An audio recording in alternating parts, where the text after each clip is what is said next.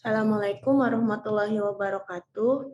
Kami dari kelompok 6 ingin mendiskusikan tentang studi kasus yang telah Ibu berikan kepada kami. Sebelumnya, perkenalkan nama saya Alriska Frizia selaku moderator pada diskusi kali ini dan teman-teman sekelompok saya, Hidayatullah, Jihan Atori, Muhammad Lutfi, Muhammad Ridwan, dan Tasya Uswatun Hasanah. Baiklah, saya akan membacakan studi kasus yang telah Ibu berikan. Diasumsikan seorang nasabah perbankan ingin memilih suatu asuransi yang ditawarkan oleh karyawan perbankan. Namun dikarenakan jenis yang ditawarkan cukup beragam, yaitu ada asuransi A, B, C, dan D, membuat nasabah kesulitan dalam memilihnya. Selain itu, nasabah juga memiliki kriteria yang perlu dipertimbangkan untuk menentukan asuransi tersebut. Adapun kriteria yang dipertimbangkan oleh nasabah antara lain premi per ribu, jangka waktu premi per tahun, resiko, dan santunan per jiwa. Kepada teman-teman, apakah ada tanggapan ataupun pendapat tentang metode apa yang harus digunakan untuk mendapatkan suatu keputusan dari studi kasus ini? Mungkin kepada Tasya. Terima kasih, Rizka. Kalau menurut pendapat aku ya, metode yang bisa kita pakai itu misal kayak metode SAW atau Simple Addictive Weighting. Karena metode SAW itu suatu metode yang digunakan untuk mencari alternatif optimal dari sejumlah alternatif dengan kriteria tertentu.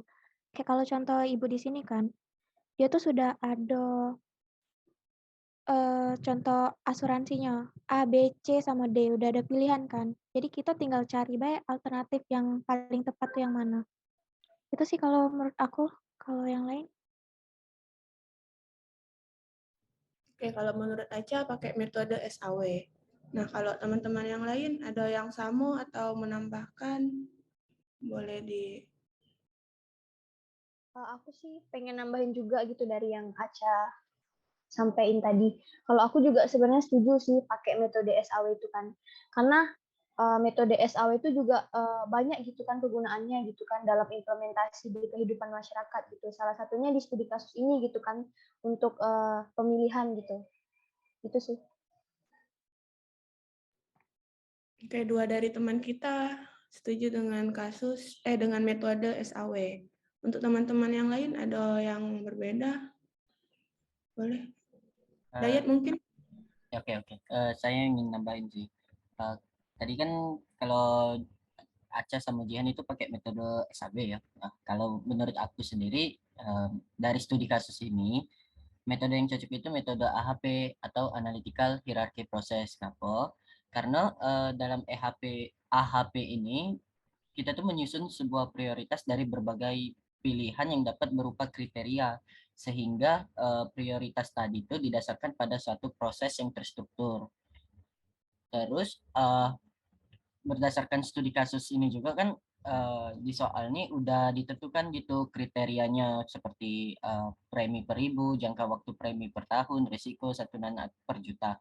Nah, ini nih menurut aku yang paling cocok nih kan ialah metode AHP sih. Terus juga mudah sih dalam pemakaiannya, implementasinya juga mudah gitu. Itu aja sih. Oke. Apakah ada yang memiliki pendapat yang berbeda? Kalau menurut aku mungkin pakai metode Fuzzy mungkin cocok ya. Karena metode Fuzzy itu tuh itu metode ada metode perbandingan gitu, pakai metode perbandingan. Jadi dia tuh memperbandingkan dari masalah atau permasalahan kayak yang asuransi tadi itu tuh berdasarkan variabel. Jadi kalau metode Fuzzy itu tuh ada pembandingnya kayak gitu, ada rentang atau range gitu dari nilai 0 hingga 1 kayak gitu. Nah, kenapa aku ngusulin pakai metode fuzzy logic? Karena di fuzzy logic ini nih dia lebih nekan ke segi linguistik ataupun lebih segi kebahasaan gitu ya. Jadi metode fuzzy logic ini metode yang biasa kita gunakan bahasa sehari-hari gitu. Jadi misalnya ada salah benar atau iya atau tidak ataupun putih atau hitam kayak gitu. Jadi yang digunakan tuh pakai bahasa alami. Jadi dapat mudah dimengerti kayak gitu. Dan juga metode fuzzy ini nih metode yang menyelesaikan masalah yang tidak pasti gitu. Kayak asuransi tadi kan, itu banyak jenis asuransinya. Jadi orang tuh nggak pasti milih yang mana gitu. Jadi metode Fuzzy ini menurut aku mungkin cocok ya, karena permasalahan itu tadi tuh punya banyak jawaban kayak gitu. Itu sih menurut aku.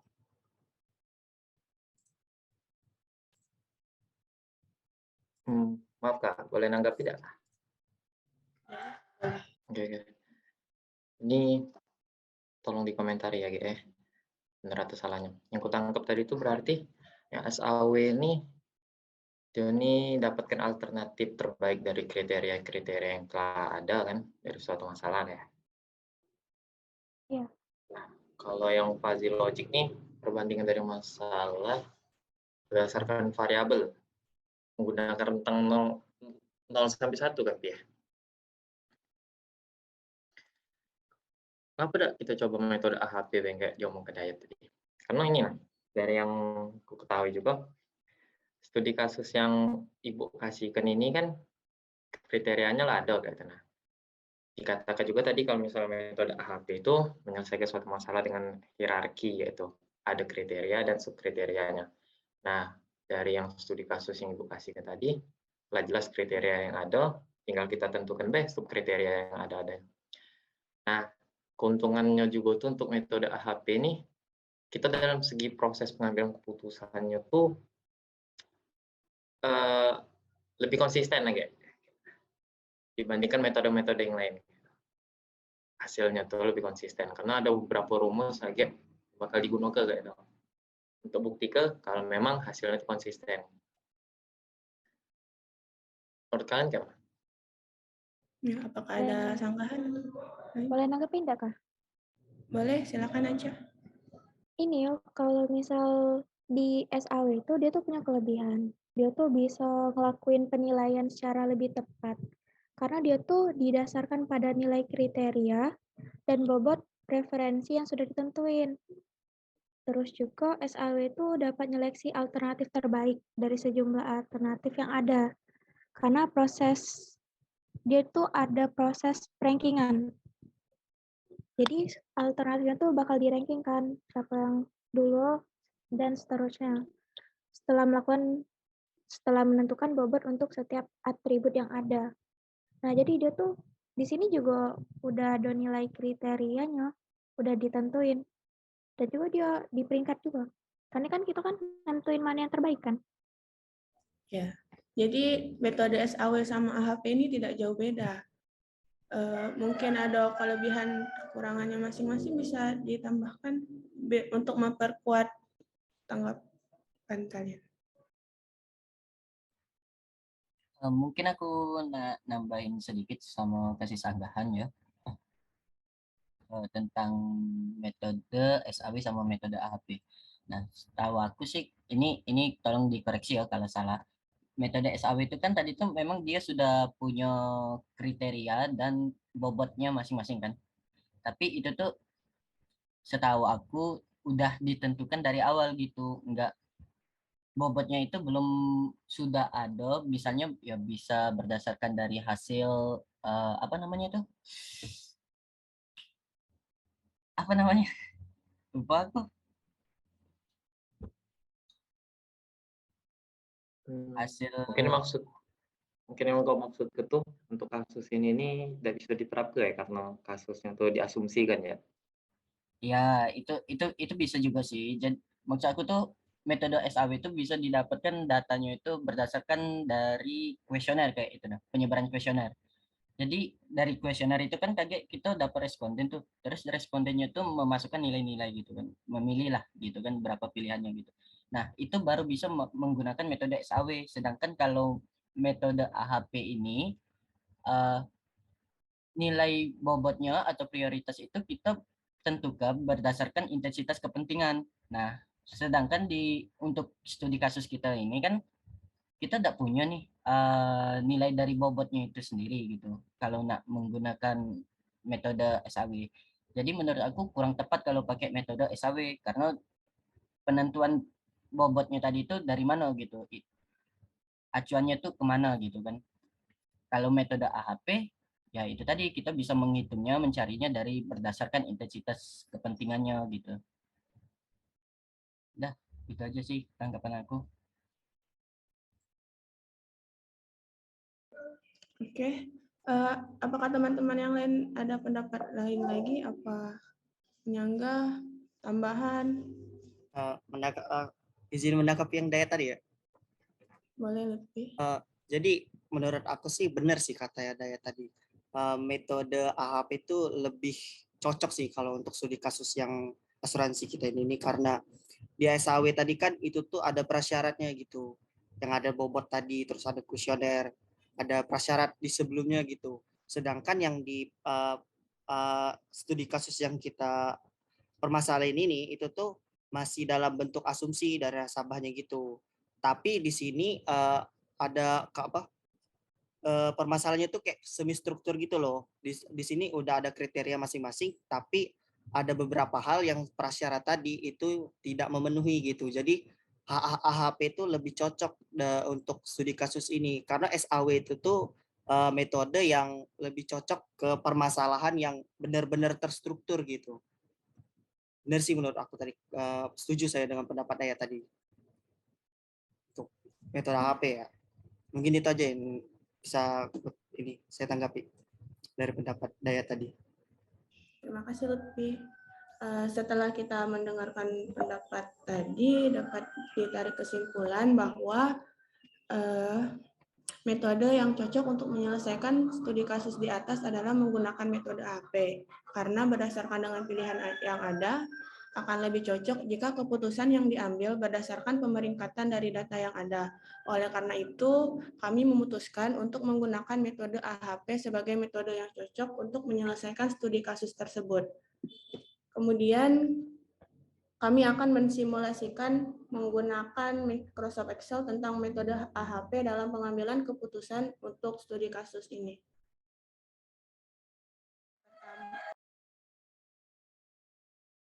Oke, untuk yang pertama mengenai kriteria akan saya jelaskan sendiri. Di sini kami memiliki 4 kriteria dengan memakai kode, yaitu dengan kode C1, nama kriteria premi, C2, jangka waktu premi, C3 resiko, dan C4 santunan. Kemudian dari kriteria ini kami memasukkannya ke dalam tabel matriks perbandingan kriteria, yaitu dengan membandingkan setiap kriteria yang ada berdasarkan dengan tabel ini.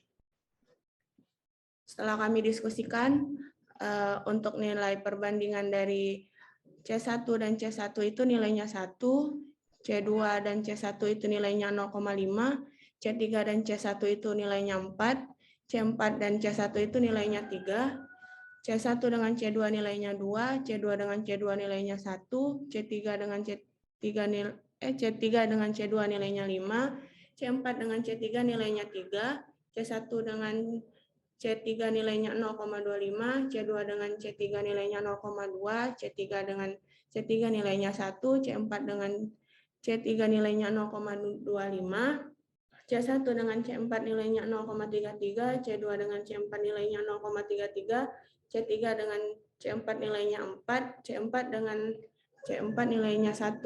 Ini 1 karena faktor horizontal dan vertikalnya sama, jadi nilainya 1. Kemudian dari nilai ini ditotal dengan menghitung per kolom dan kemudian memasukkan ke tabel matriks nilai kriteria.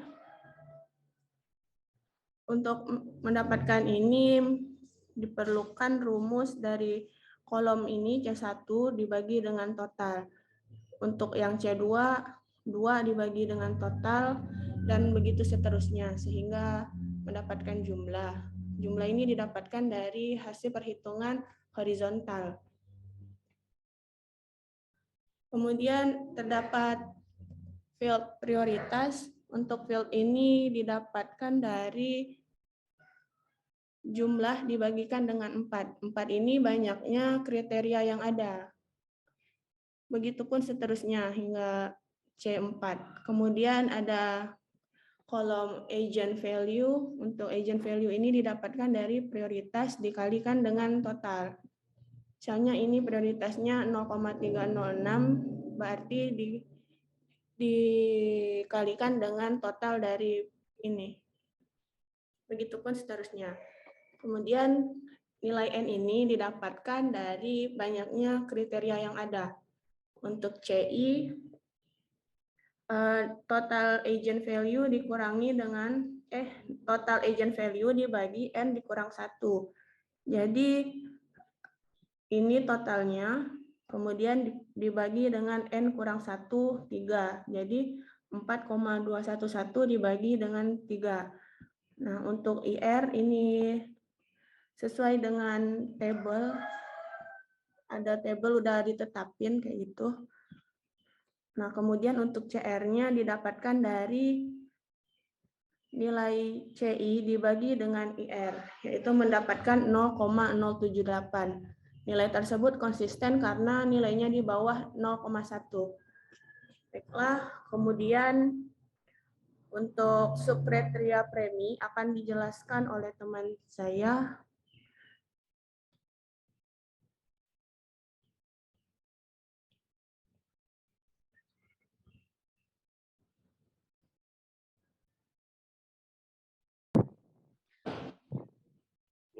Kepada Tasya, saya persilakan. Oke, share screen-nya boleh diganti ke subkriteria premi.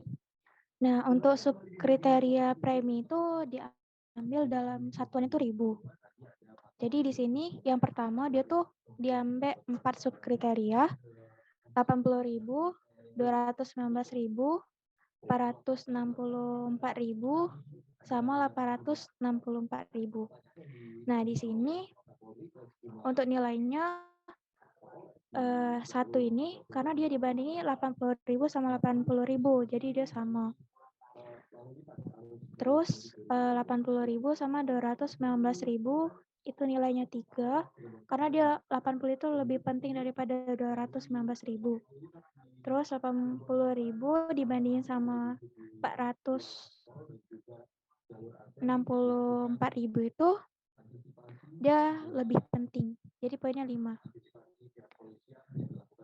Dan 80 sama 864.000 itu dia tuh sangat jelas lebih penting. Jadi poinnya tuh 7. Nah, kalau misalkan sebelahnya itu 219, itu kebalikan dari 3 tadi. Jadi dia 1/3. Makanya nilainya 0,3. Kayak itu juga seterusnya. Untuk matriks nilai subkriteria, dia tuh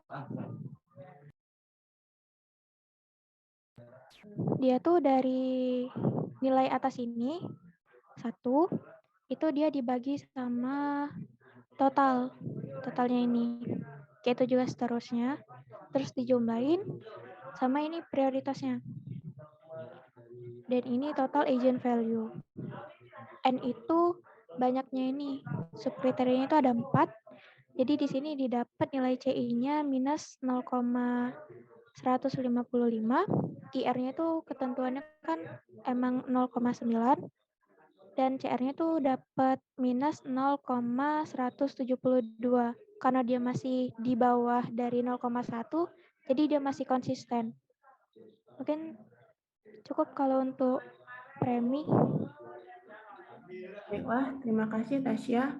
Kemudian untuk subkriteria jangka waktu akan dilanjutkan oleh Lutfi. Kepada Lutfi saya persilakan. Terima kasih kepada moderator.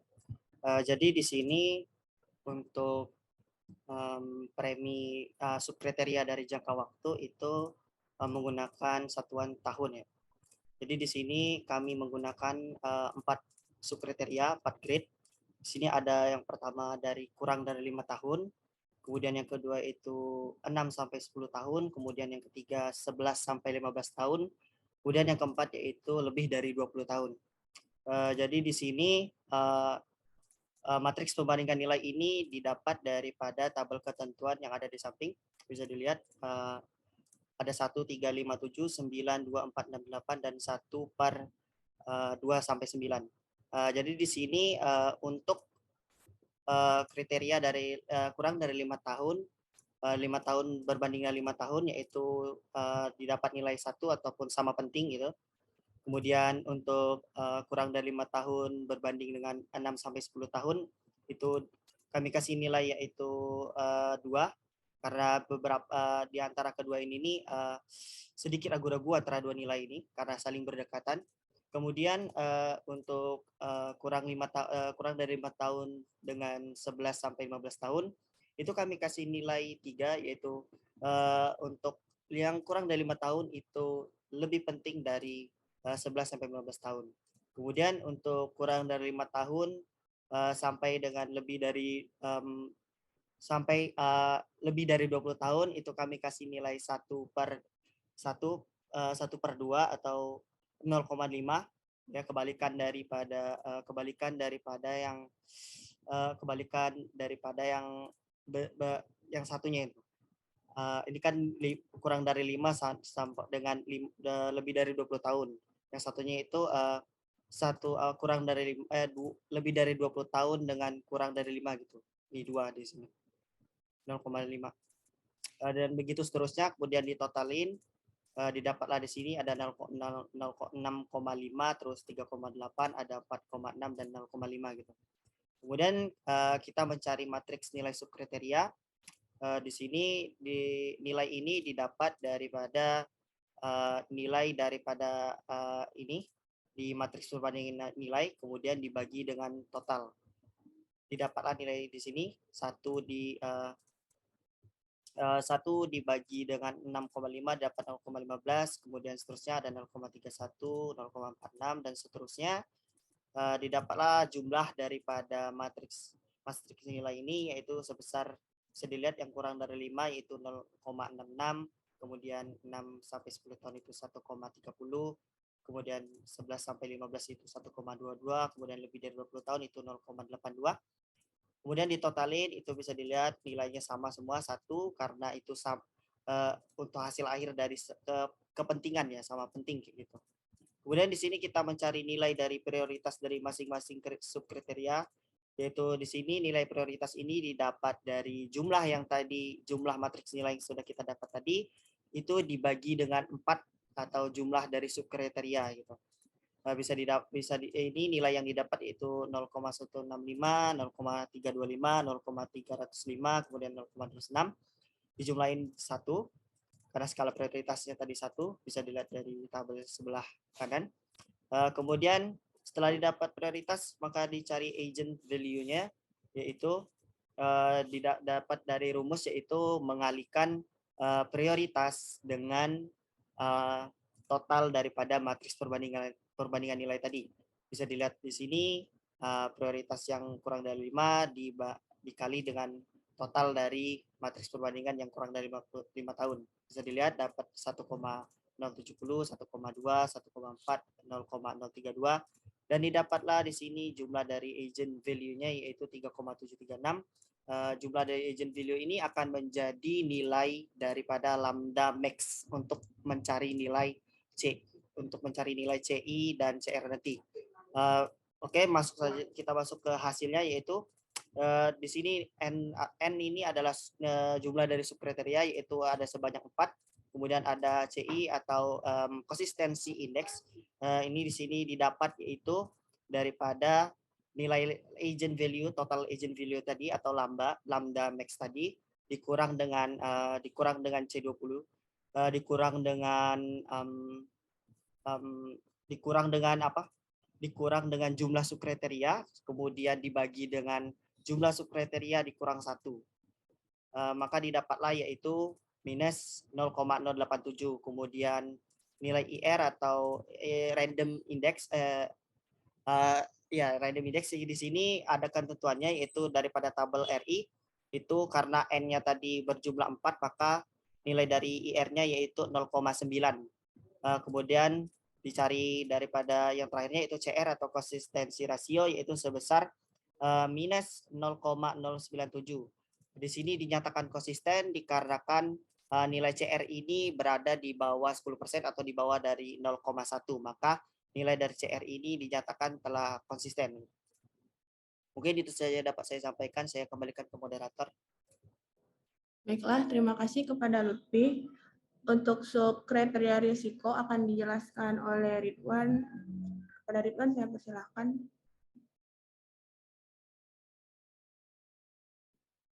Terima kasih, Kak. Nah, di sini saya akan menjelaskan subkriteria risiko. Nah, tapi untuk subkriteria risiko ini kan kita tidak tahu satuannya apa. Nah, jadi di sini kelompok kami mengambil berdasarkan banyaknya suatu risiko yang ditawarkan oleh masing-masing asuransi. Jadi langsung masuk aja tabel matriks perbandingan nilainya. Nah, untuk banyak asuransinya itu kami bikin rentang ada yang 1, 2 sampai 3, 4 dan lebih dari 4. Nah, untuk perbandingan yang pertama yaitu 2 sampai 3 berbanding 1, kami kasih nilai 3 yaitu faktor vertikal lebih penting daripada faktor horizontal. Artinya resiko 2 sampai 3 lebih penting daripada resiko yang hanya satu resiko. Begitupun juga 4 berbanding 1, kami kasih nilai 4, yaitu terdapat keraguan antara dua nilai elemen yang berdekatan ini. Nah, untuk resiko yang lebih dari 4, kami berikan poin 7, yaitu faktor vertikal sangat jelas lebih penting. Karena semakin banyak resiko yang ditawarkan suatu asuransi, lebih penting daripada resiko yang hanya sedikit. Begitupun selanjutnya pada perbandingan kolom 4 berbanding 2 sampai 3, dan seterusnya. Kemudian ditotalkan, didapatkan hasil yaitu 1,69, 4,55, 8,3, dan 15. Kita lanjut ke tabel matriks nilai subkriteria. Nilai subkriteria di sini didapatkan dari masing-masing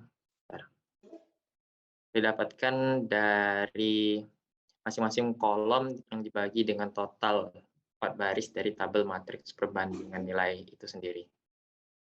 Yaitu kita lihat pada kolom 1 berbanding 1, hasilnya 0,59, itu merupakan 1 dibagi dengan 1,69. Begitu juga dengan kolom-kolom selanjutnya. Untuk bagian kolom jumlah didapatkan dari penjumlahan kolom subkriteria, 4 kolom subkriteria sebelumnya. Prioritas untuk kolom prioritas ini dihitung berdasarkan jumlah yang dibagi dengan 4. Didapatkan 0,550. Kemudian ditotalkan hasilnya 1. Yang terakhir kita menghitung agent value. Agent value didapatkan dengan kolom prioritas dibagi dengan total pada kolom matriks perbandingan nilai. Kita langsung saja ke hasilnya, yaitu N-nya seperti yang kita tahu yaitu 4. CE yang didapatkan dari lambda max yaitu 3,209 dikurang dengan 4 dibagi 4 dikurang 1 itu minus 0,264. Kemudian untuk menghitung IR-nya ini didapatkan dari tabelnya sendiri yaitu N-nya 4 sehingga didapatkan IR-nya 0,9. Untuk CR-nya sendiri didapatkan dari CI dibagi dengan IR. Sehingga didapatkan hasil dengan minus 0,293. Itu konsisten, nilai yang konsisten.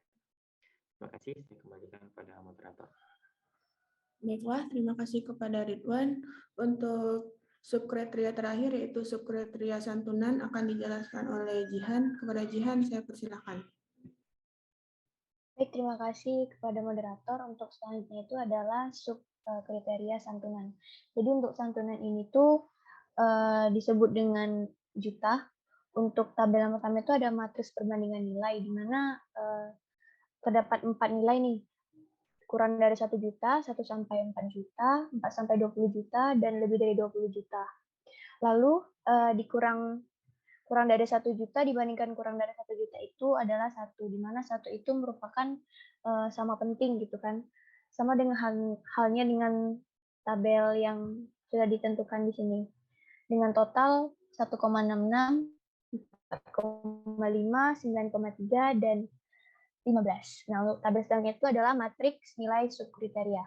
Jadi matriks nilai subkriteria untuk yang kurang dari 1 juta dibanding kurang dari 1 juta yang 0,60 itu didapat dari perbandingan gitu. Yang pertama itu kan di jumlah nih ada 2,21 di mana sebelumnya yang 0,60 itu tuh didapat dari 1 per total gitu kan. Yang untuk saat ini ada jumlah yang 2,21 di mana jumlah itu tuh didapat dari total sebarisnya itu. Lalu ada prioritas. Nah, di prioritas itu jumlah per 4. Jadi 2,21 dibagi 4 gitu didapatlah 0,552. Untuk agent value-nya itu prioritas dibagi total yang di tabel perbandingan. Untuk tabel yang paling bawah itu ada N. N-nya itu didapat 4. Lalu ada CI-nya itu minus 0,246 dengan IR-nya 0,90 dan CR-nya minus 0,274 dikatakan konsisten. Mungkin itu yang dapat saya jelaskan dari subkriteria santunan. Saya kembalikan ke moderator. Baik, terima kasih kepada Jihan. Kemudian dari hasil perhitungan dari kriteria jadi, maka akan dilakukan pemeringkatan sesuai dengan metode AHP. Untuk tahap pemeringkatan akan dijelaskan oleh Hidayatullah. Kepada Hidayatullah, Mungkin bisa dikembalikan. Oke, terima kasih. Jadi untuk melakukan Jadi untuk melakukan pemeringkatan kita harus menentukan dulu sebelumnya itu prioritas dari kriteria maupun subkriteria. Nah, tadi kan sudah dilakukan oleh teman-teman dan dijelaskan juga dari mana caranya mendapatkan prioritas dari kriteria maupun subkriteria. Nah, sehingga di sini kami melakukan kesimpulan sendiri di mana nilai kriterianya itu di sini kami mengambil nilai prioritasnya saja. Lalu kami membuat sebuah data alternatif yang bersifat dummy. Jadi di sini alternatifnya itu ada asuransi kendaraan BI, asuransi kesehatan BI, asuransi jiwa BI, dan asuransi pendidikan BI. Nah, yang dimana untuk premi jangka waktu risiko santunannya ini memiliki yang berbeda-beda, yang dimana ini masih bentuk dummy yang kami tentukan sendiri untuk melakukan pemeringkatan pengujian pemeringkatan dengan menggunakan metode AHP ini. Selanjutnya untuk hasil akhirnya itu nilai premi itu kan ada 0,0172. Nah, itu didapat dari mana? Jadi kita untuk mendapatkan angka ini kita harus berpacuan dengan tabel alternatif beserta tabel dari prioritas dari subkriterianya. Misalnya di asuransi kendaraan BI itu preminya 80.000 kan. Nah, maka kita mengacu pada tabel premi ini 80.000 itu sama dengan 0,056. Lalu kita kalikan dengan ini nilai kriteria dari si premi itu sendiri, yaitu ada 0,306. Maka 0,306 ini dikalikan dengan 0,056. Maka didapatlah hasilnya itu 0,0172. Itu untuk premi. Maupun yang jangka waktu resiko santunan itu sama saja caranya, tetap berpacuan terhadap tabel alternatif dan tabel dari prioritas yang sudah dirangkum ini. Selanjutnya itu setiap dari hasil akhir premi perhitungan dari subkriteria ini, dari kriteria ini akan dilakukan pentotalan yang dimana itu merupakan penjumlahan dari premi, jangka waktu risiko dan santunan, maka didapatlah totalnya itu seperti pada tabel hasil akhir ini. Dari kolom total ini, maka akan dilakukan pemeringkatan menggunakan rumus dari Excel sendiri, yang dimana di sini rumus ini menghasilkan peringkat pertama itu pada asuransi jiwa BI. Maknanya asuransi jiwa BI ini direkomendasikan untuk dipilih oleh nasabah dari bank tersebut sebagai asuransi yang dipilih. Mungkin itu saja sih dari saya. Terima kasih. Baiklah, terima kasih kepada Hidayatullah. Jadi setelah melakukan simulasi, didapatkan suatu rekomendasi kepada nasabah bank tentang memilih asuransi yang akan diambil.